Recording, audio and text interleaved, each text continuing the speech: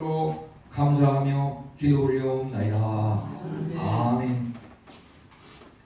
우리 성도님들 한 주간 잘 지내셨습니까? 네, 너무 감사합니다. 오늘 특별히 어버이주를 맞이하면서 가정에서 또 이렇게 어버이 되신 분들에게 존경을 표하고 감사를 드리는 것입니다. 우리가 오늘 또 말씀을 통하여서 욥이 어버이로서 자녀들을 사랑한 그 모습이 여기 우리가 읽은 두 구절 속에 담겨 있는데요. 이 구절을 보면서 과연 어머니의 그 참다운 사랑이 무엇인가, 이러한 것에 대해서 조금이나마 교훈을 얻을 수 있다고 생각돼서 우리 모두 이 말씀을 함께 나누려고 합니다. 여기 본문의 배경은 우선 4절에서 보면은 그 아들들이 생일잔치를 베풀면서 함께 먹고 함께 마시는 그런 장면이 나오고 있습니다. 이제 5절에 가면은 그 생일잔치가 끝나면 욥은 어머니로서 그 자녀들을 한 명 한 명 불러가지고 그들이 과연 거룩하고 성결된 그런 삶을 살았는지, 잔치는 즐겁고 재미나게 기쁘게 잘 했는지, 이렇게 그러한 것들을 교육하면서, 또 그는 날마다의 일생이 아침 일찍이 일어나서 하나님 앞에 제단을 쌓으면서 한 명 한 명 이름을 불러가면서 그들을 위해서 하나님 앞에 기도하기는, 혹시라도 내가 눈으로 확인하지는 않았지만은 친구들과의 만남의 교제 속에서, 생일잔치를 하는 그 축제 모임 속에서 내가 눈으로 확인하지는 못하였지만은 행여나 잘못된 일이 있었거든 하나님 불쌍히 여겨주셔서 우리 자녀들이 하나님의 품 안에서 잘 이렇게 자라게 해주세요, 이런 기도를 드리는 그러한 것이 그저 그냥 일회성으로 마음이 내킬 때 한 것이 아니라 늘 그렇게 하였다고. 욥의 행위가 항상 이러하였더라. 80이면 80평생 하루도 빠지지 않고 늘 그렇게 지냈다고 하는 것입니다. 우리는 여기서 욥의 그 자녀 사랑하는 그 모습을 한번 살펴보면서 교훈을 얻으려고 합니다. 우선 거기 4절에 보면은 생일잔치에 그 7명의 아들이 또 3명의 그 딸과 함께 10명의 그 많은 자녀들이 생일이 열리는 그 자녀의 집에서 이렇게 돌아가면서 한 명씩 차례대로 그 생일잔치를 한 것을 여기 본문을 통해서 알아볼 수 있겠습니다. 잔치를 벌이면서 거기서 먹고 마시고 춤추고 즐겁게 이렇게 가물을 즐기는 이러한 것들이 그 자체는 죄악된 것이 아니고, 우리 그리스도인 경건한 삶을 자녀들에게 강조하는 우리에게 있어서도 그러한 것은 꼭 필요하다고 하는 것입니다. 무슨 성도라 그래서, 그리스도인 자녀라 그래서, 무슨 교육자의 자녀라 그래서 그냥 엄격하고 꼼짝 못하고 절대 뭘 벗어나면 안 되고, 그게 아닙니다. 하나님께서는 그리스도인 자녀에게 세상 사람들보다도 더 춤추고 마시고 먹고 즐기는 편하게 그러한 것들을 허락하시고 장려하시고, 많은 신앙의 선배들의 그 일생을 볼 때 그러한 것은 혁혁하게 이렇게 글자로 새겨져서 성경에 2, 3천 년이 내려온 지금에도 몇 년이 내려오고 있는 것입니다. 하나님을 잘 믿으면 믿을수록 그 삶이 더 기쁘고 하나님께서도 그 즐거움을 주기 때문에 그 삶이 굉장히 즐겁다고 하는 것입니다. 거기에 무슨 어떤 체면도 없습니다. 그것을 보는 사람이 뭐 혹시 손가락질하고 오해하는 사람이 있지는 않을까? 그런 거 없어. 사람 눈치를 볼 필요가 없습니다. 그 신분이 왕이라 할지라도 다윗 왕이 어떠하였습니까? 정말 뭐 맨살이 드러날 정도로 춤을 덩실덩실 추면서 그 왕궁의 많은 고위 관료들 앞에서 그렇게 하나님을 찬양하였다고 성경에는 나와 있습니다. 일찍이 우리는 그 창세기에서부터 그러한 것들을 보게 됩니다. 창세기 21장 8절에서 아브라함의 자녀 그 이삭에 대해서 뭐라고 말하고 있냐면은 이삭이 젖을 떼는 날에 사람을 모아서 축제를 잔치를 벌였더라. 이렇게 창세기 21장 8절 그냥 잔치가 아닙니다. 아브라함이 큰 잔치를 베풀었더라. 이와 같이 성경은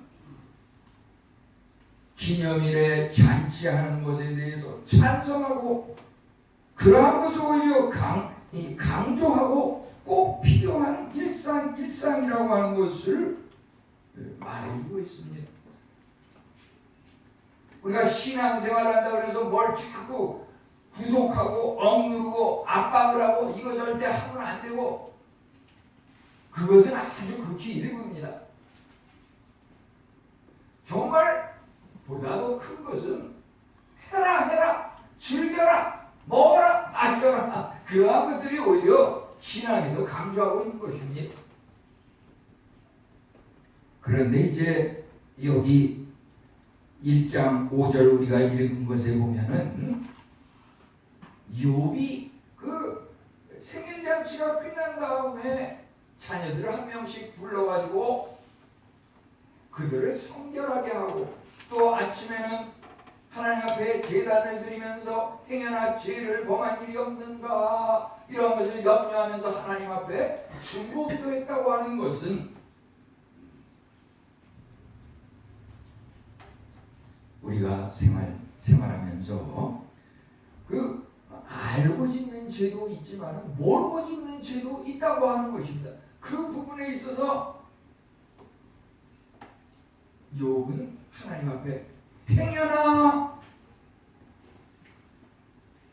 내 아들들이 죄를 범하여 마음으로 하나님을 욕되게 하였을까 함이라. 우리가 말이죠 하나님 앞에 기도를 드리는 그것이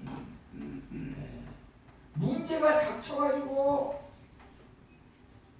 도저히 우리 인간으로서는 해결할 수 없는 진퇴양난의 어려움 속에서 하나님 앞에 나와 눈물로 통곡하며 기도하는 그것도 귀하지만요 그것은 어찌 보면 알고 짓는 죄에 대한 그런 용서의 기도 간구일 뿐입니다. 그 기도는 굉장히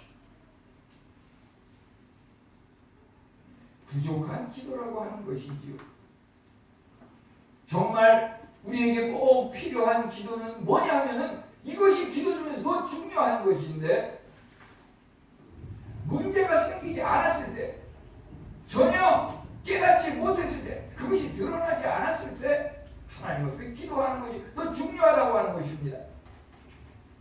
내가 눈으로 확인하지는 않았지만 주위 사람에 들은 적도 없지만 그냥 하나님 앞에 기도하는 것입니다. 혹시 내가 확인하지 않은 알지 못하는 그러한 죄를 지은 부분이 있으니까 하나님 그러한 것들이 있거든 하나님 용서해 주세요. 내 자녀 눈동자와 같이 보호하시고 날개 아래 품어주시고 늘 평강 가운데 인도하여 주세요. 욥은 이렇게 기도하였던 것입니다.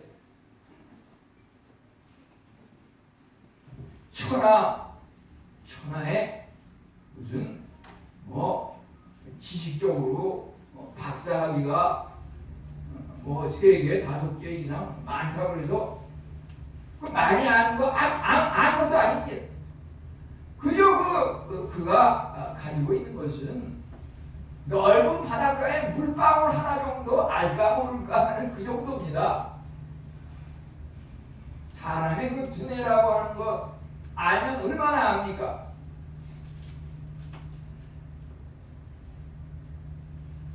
우리 인간의 병도 그렇습니다. 육신의 병도 그렇습니다. 육신의 병의 원리를 정확히 알면 거기서 영의 그 올바른 삶에 대해서 교훈을 얻을 수 있습니다. 예를 들어서 육신의 건강이라고 하는 것이 5만원, 10만원, 100만원, 1000만원짜리 건강진단을 해서 검사를 한다 그래서 거기에 다 나타나는 것도 있지만 나타나지 않는 것도 있습니다. 증상이 있어서 검사하러 가면 물론 나타나는 경우가 많지만요, 증상이 나타나서 검사했을 때 질병 판정을 받는 것은 이미 그것이 여러 곳에 퍼져가지고 골물대로 골마 터져서 도저히 수술을 해도 불가능한 그런 상황에서 그것이 아파서 검사해서 진단명이 나오는 것입니다. 사람이 정말 오래 사는 사람, 갑자기 죽는 사람의 차이가 뭐냐면 증상이 전혀 없다 보니까 아무렇지도 않은가 보다. 국가에서 무슨 1년, 2년, 짝수년, 홀수년 생일에 건강검진 받으세요. 나는 아무렇지도 않은데 난 건강해서 술 한두 병 정도는 아무것도 아니야. 그런 사람들. 아무것도 아닌 게 아니라 속에서 계속 골마 터지고 있는 겁니다. 이제 아파가지고 갔을 때는 이미 고칠 수 있는 시기를 놓쳐버린 겁니다. 육신의 건강도 그렇거니와 건강, 이 영적인 건강도 마찬가지입니다. 내 자녀가 눈에 보기에는 그저 생활 잘하고 교회도 열심히 나가고 학교도 열심히 나가고 성적도 웬만하고 아무 문제가 없는 것 같지만 그게 아닙니다. 눈에 보이지 않는 세상이 자녀들에게 하루 24시간 중에 자녀들을 몇 분이나 몇 시간이나 눈으로 보면서 그들의 행실을 확인하고 있습니까? 눈에 보이지 않는 그 순간에 하나님께서 지켜주시도록 우리는 기도해야 하는 것입니다.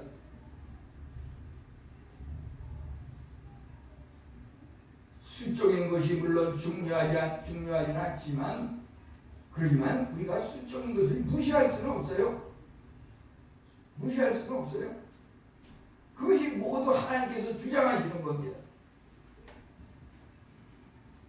예를 들어서 여호와의 아침에 일어나서 자녀들을 위해서 제단을 쌓았더라. 80억 인구 중에서 이 말씀을 통해서 휘리 꽂히면서 야, 이거야말로 내가 훌륭한 어버이가 돼서 우리 가정을 일으키는 비결이 여기 있구나. 그 깨달음이 오는 사람은 그렇게 하는 거예요. 내일부터 당장.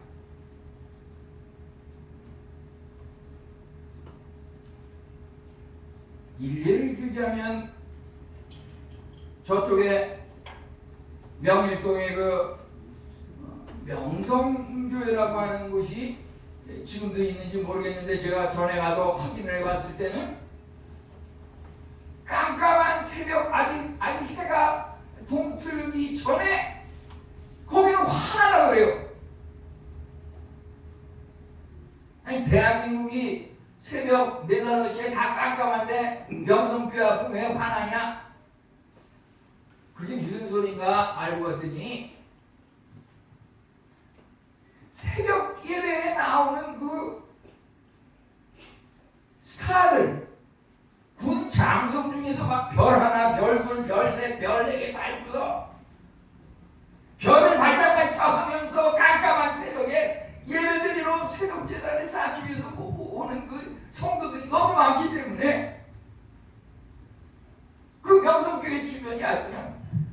밤에도 바짝바짝 하나다가 그런 소문이 굉장히 많아. 그렇게 새벽 재단에 그냥 수천 명, 수만 명인지 그거까지는 모르겠는데요. 저도 소문을 확인하기 위해서 한 번은 잠실 쪽에 살 때 명성교회에 이렇게 가서 새벽 재단을 이렇게 확인하고 드린 적이, 그 사실이더라고요. 사실. 정말 많은 사람들이 구름대같이 와가지고 말이죠. 육군 장성 뭐 그냥 별 3개 4개짜리도 많이 막 그 깜깜한 새벽을 밝히더라고요. 그런 거에 도저히 오는 사람은 집 앞에 교회라도 가서 새벽 재단을 쌓는데 내가 기도 제목 아무것도 없고 내 삶에 아무 문제도 없고 모든 것이 만사형통인데 이 삶도 내가 뭘 바라고 하나님 앞에 기도하겠냐? 그게 아니에요. 의사가 제 아무리 20짜리 정밀기계를 가지고 진짜 한들 밝혀지지 않는 인간의 그 지식과 과학의 한계가 있는 겁니다. 영적인 생활도 마찬가지예요. 우리가 전혀 알지 못하는 모르고 짓는지도 굉장히 많다고 하는 것이, 왜냐하면 우리들이 그 죄라고 하는 그 기준이 말이죠. 가치 기준이 우리가 인간의 육의 탈을 쓰고 있는 이상 그 기준이 말이죠. 내 이웃 아는 사람 그저 하루 80억 인구 중에서 그저 10명, 20명, 100명, 200명 눈으로 보는 게 그거밖에 없으니까 그게 전부인 줄 아는데 그건 진짜 바닷가의 물 한 방울보다도 못한 우리가 알고 있는 지식과 죄를 평가하는 기준도 마찬가지예요.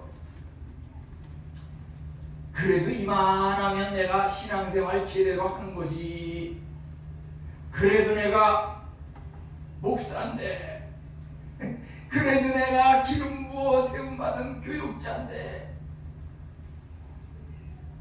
그거 다 쓸데없어요.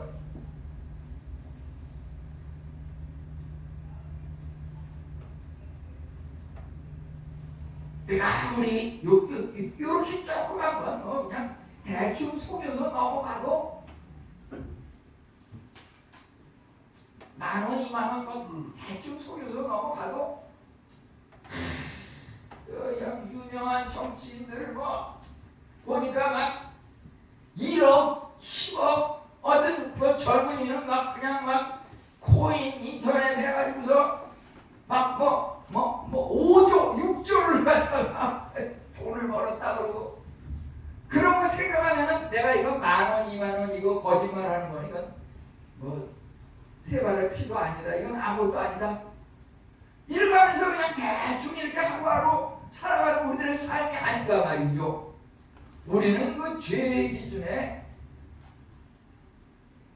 그 가치평가의 기준을 하나님 말씀에 둬야 되는 것이 중요한 거다. 하나님 말씀.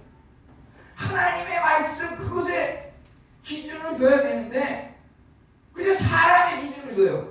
야, 목사님도 저렇게 하는데 내가 뭐 평신 들어서 이 정도 하는 거야.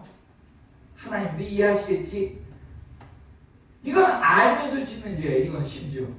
근데 알면서 짓는 죄에서 모르고 짓는 죄가 10배, 20배, 100배 더 많다고 하는 것입니다.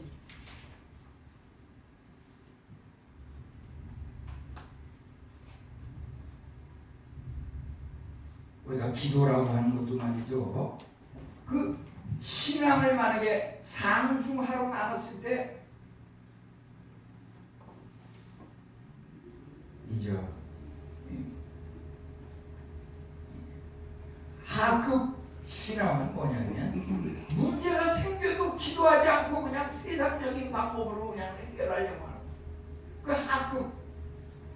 한 중급 정도 되는 사람은 뭐냐 하면 문제가 생기니까 아이고 하나님 살려주세요. 문제가 생겼을 때 이제 문제를 하나님 앞에 아뢰면서 기도하는 거예요. 상급 신앙은 뭐냐면 문제가 생기기 이전에 예방적인 차원에서 하나님, 내가 모르고 짓는 죄 있으니까 깨닫게 해주세요. 하나님, 뉴스에 보니까 이태원 참사로 토요일 밤에 할로윈 축제를 한다고 젊은이들이 거기에 몰려들어서 수백 명이 죽었다고 하는데, 내 아들 거기 가지는 않았지만 혹시 그런 유사한 일이 불상사가 생기지 않게 해주세요. 이러한 것이 예방적인 차원의 기도가 되는 겁니다. 우리 하나님 말씀을 읽을 때 말이죠. 그 한 구절 한 구절이 정말 점점 구속사적인 그런 목적하에서 세분화되고 이것이 구체화되고 역사적인 사실로 확인이 되고 이제 또 앞으로도 계속 더 크고 확실하게 드러난다고 하는 것입니다. 예를 들어서 이와 같이 요의 자녀들이 생일잔치에 4절에 아까 읽은 거 보면은 먹고 마시더라, 먹고 마시더라. 요이 예방적인 차원에서 그 잔치를 한다고 치고 잘못한 게 없으니까 자녀들이 그냥 잘 넘어갔나 보다. 훌륭한 부모 밑에 그래도 평강의 자녀들이었구나. 근데 그게 아니에요. 그 1장에서 그 후반 쪽에 보니까 막 15절, 16절, 17절, 18절, 19절 여기 보니까 그냥 먹고 마셨더라 그렇게 나오지 않아요. 막 계속 반복되는 게 뭐가 반복되고 있냐면 음식을 먹고 포도주를 마시더라. 우리말이죠. 여기 13절하고 18절에 보니까 음식을 먹으며 포도주를 마시는데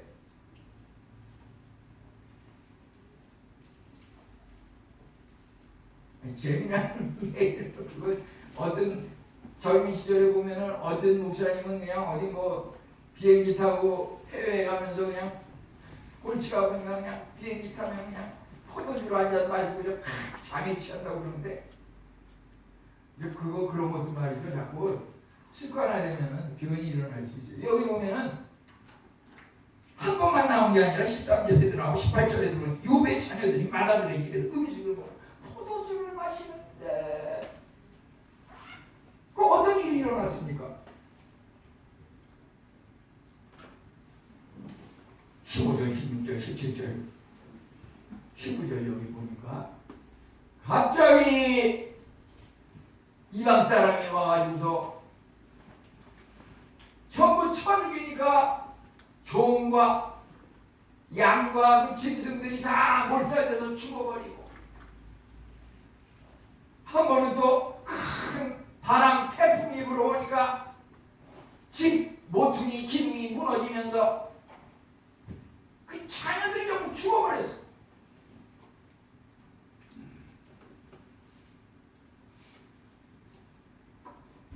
문제는 이제 그럼 욥이 도대체 하나님을 경외하고 당대의 의인이고 훌륭한 사람인데 그렇게 열심히 기도하고 예방 기도까지 했는데 왜 이러한 일이 발생했는가? 뭐 의학에도 예방의학이라는 게 있지만 예방의학을 가르치고 예방의학을 전공하는 사람이라 그래서 죽지 않고 무슨 천수만수 합니까? 그 사람들도 다 100살 되면 다 죽고 다 저세상 가기에 바쁘죠. 욥이 이렇게 예방적인 차원에서 자녀들을 위해 새벽 제단을 쌓고 기도하고 교훈을 하고 했지만 자녀들은 그 생일잔치를 하는 그 과정 속에서 음식을 먹으며 포도주를 마시더라. 갑자기 그냥 적이 침투하고 태풍이 불면서 죽어버렸어. 이 일장이 그렇거니와 이 욥기서는 결국은 이러한 우리가 이해할 수 없는 이러한 상황이 중간에 쫙 그거는 이래서 그렇다 저래서 그렇다 그 원인에 대해서 막 친구들 3명 4명이 와가지고 자꾸 너 죄를 범한 거 있느냐 하나님이 심판하실 거다 막 이러쿵 저러쿵 얘기를 하는데 마지막 42장에 가지고 욥은 그러한 상황에서 하나님을 원망하지 않고 자녀들이 죽었음에도 불구하고 하나님께 감사하면서 계속 새벽 제단을 쌓고 계속 자녀들 한 명 한 명의 이름을 부르면서 기도하고 예배하고 하나님을 찬양하고 이렇게 하니까 하나님께서 그 42장 끝나는 부분에 보니까 이제 아들 7명과 딸 3명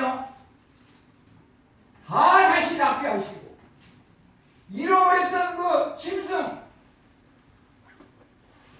양, 염소, 소 그 짐승을 막 2배 숫자로 불려가지고 하나님께서 복을 주신 걸 42장은 그것을 결론으로 내리고 있어요. 우리가 기도 생활 안 하면 그냥 잘못하면 잘못한 걸로 그냥 끝나요. 그냥 그 일생이 자녀들도 끝이고 부모도 끝이에요. 근데 쉬지 말고 기도하라. 항상 기뻐하라. 범사에 감사하라. 고난이 오나 복이 오나 감사하는 마음이 있을 때 지금 당장은 서운한 일이 생기지만 하나님께서 그것을 갚아주시는데 갑절로 갚아주신다고 하는 것입니다.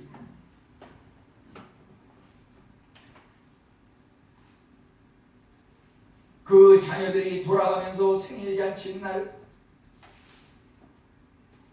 음식을 먹으면서 포도주를 마시니까 이방인의 침범을 당하고 19절에 보면 큰 바람이 불어가지고서 축대가 무너지고 이러니까 자녀들이 다 죽어버렸다고 하는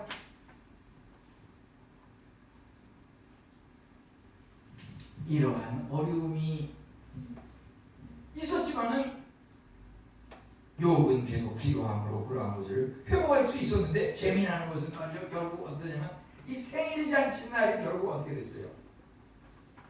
그 잔치, 생일잔치 축제를 하다가 죽음을 당했으니까 생일잔치 날이 장례식을 치르는 날이 됐어요. 우리 잔치 축제 상을 받는다 이러한 일이 있을 때 더욱더 겸손해야 돼요. 또 못 받는다고 해서 그거 원망하고 그래도 안 돼요. 다 하나님께서 택하시고 하나님께서 진행하시고 하나님께 감사해야 하는 것입니다. 세상에 이런 일이 그런데 저희 어머님도 보면은 한 2년 전에 소천하셨는데 음력 생일이신데 그 생일날이 또 그분이 돌아가신 날이 또 돌아가셨어요. 그날에.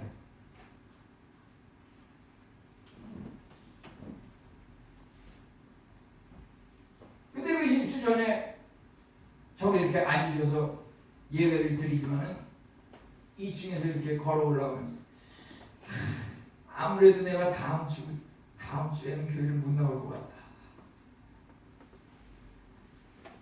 그러시더니 그 생일잔치를 그 전날 하고 그 오전에 하고서 오후 늦게 저녁 때 이렇게 그 백수를 하고서 돌아가셨는데요. 이름도 백순이셨어요. 백순.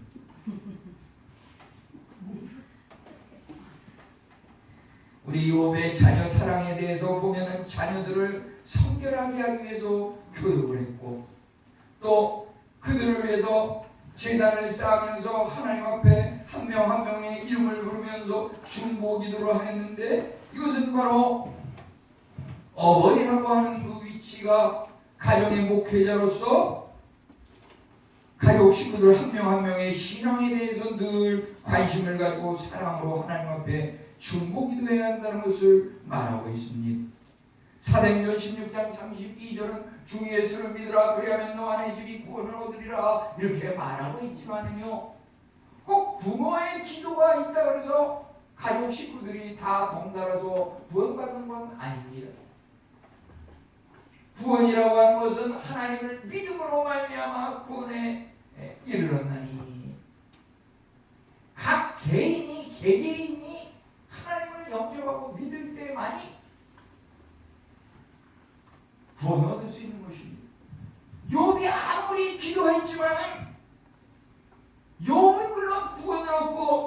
이럴 수 있지만 자녀들은 결국은 그 중보기도대로 된 것이 아니라 변을 당한 것이고, 그럼에도 불구하고 계속 하나님 앞에 매달리면서 포기하지 않고 기도했을 때 하나님께서 욥의 그 말년에 자녀들을 회복시킨 것을 보게 됩니다. 욥이 참으로 여기 5절에 아침에 일어나서 그들의 명수대로 번제를 드렸더니,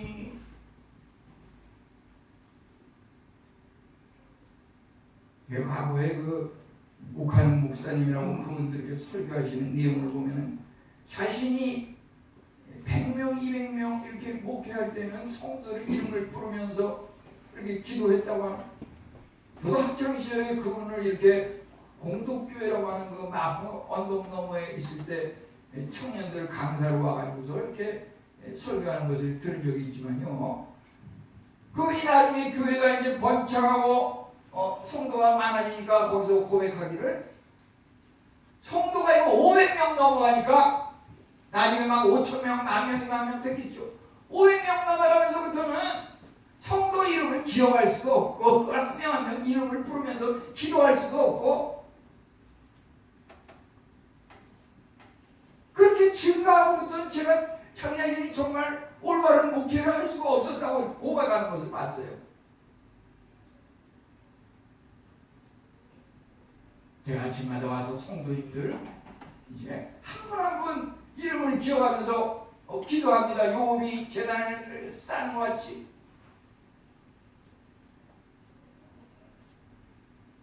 우리 성도님도 마찬가지예요. 새벽 제단을 쌓으러 나오시는 분들은 자녀들을 위해서, 손주들을 위해서 이름을 부르면서 기도합니다. 그 이름을 부르고 그 이름이 호명됐다고 해서 다 잘 되는 건 아니에요. 그들에게도 또 문제가 생길 수 있습니다. 문제가 생기더라도 하나님께 감사하면서 계속 기도의 끈을 놓지 않을 때, 욥기 42장 마지막 부분에 하나님께서 복을 주시니 그것이 다 회복되었다고 이렇게 말하고 있는 것입니다. 아브라함도 창세기 20장 3절에 보면 아침에 일찍 일어나 아들 이삭을 데리고 번제를 쌓으러 나무를 쪼개가지고 떠났다고 하였습니다. 다윗도 마찬가지입니다. 시편 5편 3절과 57편 7편 8절에 보면 아침에 내가 주께 기도하고 팔아리이다. 깰지어다 내가 새벽을 깨우리로다. 정말 아브라함, 다윗, 사무엘, 모세, 그들은 전부 아침에 기도를 하는, 새벽 제단을 쌓는 기도의 신앙의 선배들이었고, 그들 부모들 또한 자녀들을 그렇게 위해서 기도했던 것입니다. 우리 잠언 8장 17절에 보면은 나를 간절히 찾는 자가 나를 만날 것이요, 이렇게 말하고 있는데요, 나를 간절히 찾는 자가 나를 만날 것이요. 근데 이 간절이라고 하는 말이 킹 제임스 버전 흥정역 성경이라고 하는 거예요. 19세기까지는 영국에서 흥정역 그 킹 제임스 버전이 전부 한 권으로서 통일된 그날의 성경책이었다고 해요. 그래서 그것이 일반 성경에 비해서 원문에도 가깝게 이렇게 번역을 하기 때문에 킹 제임스 성경이 정말 꼭 귀한 참고 자료가 된다는 이러한 것들을 많이 이야기하고 있는데요. 오늘날 우리가 보는 그 성경에서 잠언 8장 17절에 대해서 나를 간절히 찾는 자가 나를 만날 것이요, 간절히 찾는 자가 나를 만날 것이요. 근데 이 킹 제임스 성경에 뭐라 그러냐면 새벽에 찾는 자가 나를 만날 것이요, 이렇게 번역하고 있어요. 하나님을 간절히 찾는 자가 나를 만날 것이요. 하나님께서 선물 꾸러미를 잔뜩 준비하고 계십니다. 그것을 받으러 오는 사람 순서대로 먼저 오는 사람에게 먼저 주고, 두 번째로 오는 사람에게 또 주고, 차례대로 줍니다. 차례대로. 그래서 하나님을 간절히 찾는 자가 나를 만날 것이요. 그것을 그 흥정역에서는 실질적으로 그 흥정역이 말이죠, 킹제임스 버전이라고 하는, 제가 히브리어 그 원어 성경을 봐도 샤칼 이렇게 되어 있는데요. 그 히브리어 샤칼이라고 하는 것이 diligently, early, 아주 열심히 일찍이 남보다 빨리 하나님을 찾는 자가 만난다고 합니다.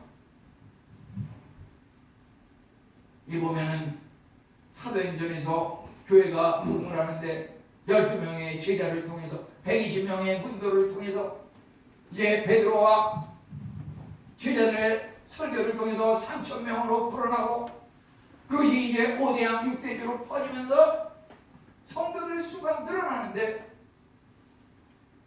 교회에 출입한다고 해서 다 구원받는 것이 아니라 계시록에 가면은 14만 4천 명이 인침을 받는다고 이렇게 이야기하고 있는데요.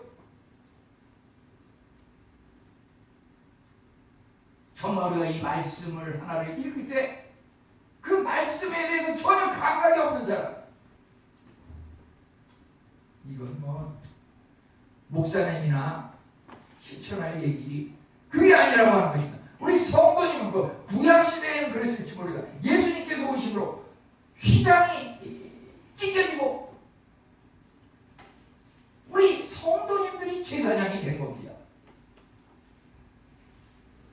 올바른 성도는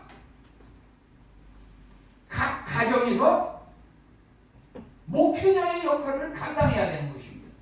우리가 이 교회에 와서 목회자가 성도들에 대해서 어떻게 하고 있는지 그것을 보면서 배우고 그런 얻은 교훈을 집에 가서 가정 목회를 하는 그런 마음으로 가정 예배를 드리고 자녀들과 신앙적인 얘기를 나누고 청년이 혹시 자녀가 아직까지 들어오지 않았으면 행여애가 무슨 일이 있는가, 그 애가 들어오기 전까지는 잠을 자지 않고 계속 염려하면서 근심하고 평안을 위해서 기도하고 이러면서 자녀들에게 관심을 갖고 하나님 앞에 기도하는 것이 필요하다고 하는 것입니다. 우리는 욥의 자녀 사랑을 우리 어버이로서 자녀 사랑에 실천을 하는데 적용해야 할 것입니다. 욥은 참으로 가정을 하나님 앞에 중보기도의 재단을 쌓으면서 자녀들을 이제 이끌었습니다. 당장 눈에 보기에는 그들에게도 실패가 있었고 그들에게도 죽음이 있었고 많은 고난이 있었지만 포기하지 않았을 때 하나님께서 끝내는 그들에게 은혜를 주셨던 것입니다. 우리는 자칫 불신자들이 자녀들에 대해서 목표 삼는 것처럼 그저 돈을 들여가지고 고액 가해를 시키고 어떻게 해서든지 법을 갖다가 교묘히 이용해서 재산을 한 푼이라도 더 자녀에게 물려주고 온통 거기에만 그냥 머리를 쓰고 이렇게 살아가는 우리들의 삶이 아닌지요. 우리는 정말 영적인 면에서 자녀 한 명 한 명이 신앙적으로 우리가 이 땅에 사는 것은 100년일진데 죽음 후의 세상은 1000년일진데 1000년왕국에서 정말 영원히 하나님의 택함받은 복받는 백성들 될 수 있는 것이 무엇인가, 우리는 그것을 생각해야 할 것입니다. 자녀들의 신앙을 점검해야 합니다. 우리 신앙이라고 하는 것이 결코 그렇다고 해서 자녀들을 구속하고 그렇다고 해서 자녀들을 억압하고 그것이 결코 아닙니다. 당장은 자녀들이 부모를 어렵게 생각하고 부모들의 눈을 실금실금 피하고 이럴지 모르지만 그들이 언젠가 깨닫는 날, 이제 점점 자라가면서 부모님이 정말 나에 대해서 사랑을 하셨구나, 그래서 깨닫는 날이 있습니다. 반면 이 무슨 공주병, 왕자병 그래가지고 부모가 말이죠, 나이가 든 성인인데도 그냥 계속 그냥 애지중지하고 그게 부모의 사랑인 줄 알고 자발적으로 할 수 있는 그런 기회는 다 박탈하고 이렇게 하면 당장은 그냥 순탄할지 모르지만 시간이 지나면 그들이 컸을 때 부모를 원망하게 되는 겁니다. 부모를 원망할 수가 있습니다. 우리는 말씀을 통해서 자녀들을 사랑하는 것, 어버이로서의 영적인 그러한 실천사항은 가정의 그 목회자의 입장에서 정말 재산의 유산보다 믿음을 꼭 물려주겠노라고 다짐하고 실천하는 것이 필요하겠고요. 우리가 정말 자녀들을 위해서 중보 기도를 해야 할 것입니다. 기도하지 않는 것은 세상적인 방법으로 행하려고 하는 교만한 그 교만죄인 것입니다. 그것이야말로 세상을 섬기는 우상 숭배인 것입니다. 우리는 참으로 이제 의학이 발달해서 고액 정밀기계 건강진단을 한다고 하지만 우리 영적인 건강진단에 대해서 좀 더 관심을 가져야 할 것입니다. 영적인 건강진단, 하나님 앞에 간구하면 하나님께서 성령님을 통해서 우리의 영안을 밝혀서 그것을 바라보게 합니다. 모든 사람이 죄를 범하였으면 하나님의 영광에 이르지 못하더니 내가 아무리 새벽제단을 쌓고 내가 아무리 공예배에 100% 출석하지만 나에게 너무 많은 죄악이 가득 차있고 하나님 앞에 고개를 들 수 없는 죄인이고 하나님을 알면 알수록 더욱더 자신이 죄인임을 깨닫게 된다고 하는 것. 하나님을 모르면 모를수록 하나님께 버림받은 사람은 가장 하나님의 가장 큰 징벌 중에 징벌은 상실한 가운데 내버려둔다고 하는 것입니다. 무관심함, 하나님께서 무관심, 그 사람이 잘 되면 잘 되는 대로 못 되면 못 되는 대로 아무 관심 없이 하나님께서 그냥 내버려둔 그것보다 더 큰 저주가 없다고 하는 것입니다. 당장은 하나님을 안 믿어도 일이 다 나름대로 잘 되는데 그 잘 되는 게 아닙니다. 정말 하나님을 올바로 믿고 하나님 앞에 나와서 가족재단을 쌓고 교회에서 새벽재단을 쌓고 예배 열심히 드리고 이러한 것들이 쌓여가지고 하나님께서 복을 주시는 거예요. 그러한 복은 우리가 상상할 수 없는 차원없이 감당하기 어려운 정말 그 복에 짓눌려가지고 세상 사람은 사람에게 짓눌려가지고 죽을지 모르지만 우리 예수님을 믿는 사람은 하나님의 복에 압도당해서 정말 영생의 길에 들어선다고 하는 것. 하나님의 복에 압도당하는 것은 내가 죽는 것이고 내 안에 그리스도가 살아나는 것입니다. 이와 같은 복이 우리 성도님들 모두에게 차고 넘치기를 축원합니다.